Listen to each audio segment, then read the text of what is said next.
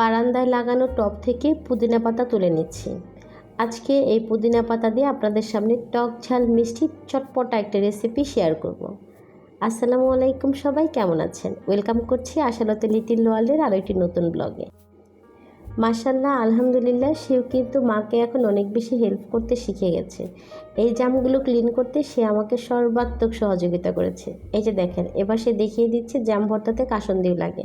তো যাই হোক, আপনাদের সাথে একটু মজা করে নিলাম। এবার আমি আপনাদের সাথে ইনগ্রেডিয়েন্টসগুলো দেখিয়ে নিচ্ছি।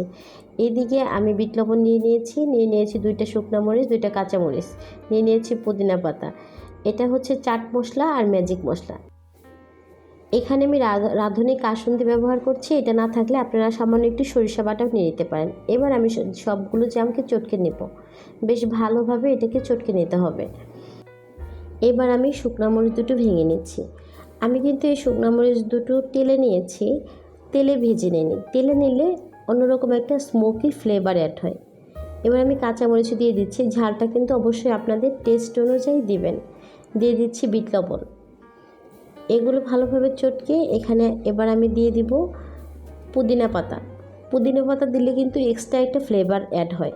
যাদের পুদিনা পাতার ফ্লেভারটা পছন্দ না, তারা এটাকে স্কিপ করে নিতে পারবেন। আপনারা চাইলে এখানে পুদিনা পাতার বদলে ধনিয়া পাতাও দিয়ে দিতে পারেন। তো আমার কাছে ধনিয়া পাতা ছিল না, আমার পুদিনা পাতার স্মেলটাই ভালো লাগে, তাই আমি পুদিনা পাতাটা এখানে দিয়ে দিচ্ছি। এবার এখানে আমি দিয়ে দিব চাট মশলা।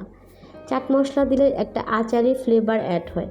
সাথে এক্সট্রা স্বাদের জন্য এখানে আমি ম্যাজিক মশলাও দিয়ে দিব। জামে কিন্তু পর্যাপ্ত পরিমাণে শর্করা রয়েছে ভিটামিন এবং মিনারেলস।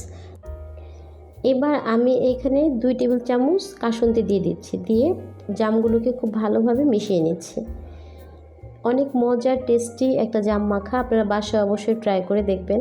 এই যে তৈরি হয়ে গেল আমার অনেক মজার টক ঝাল মিষ্টি জাম মাখা। তো আজ এ পর্যন্ত বিদায় নিচ্ছি। ভালো থাকবেন, সুস্থ থাকবেন। আল্লাহ হাফেজ।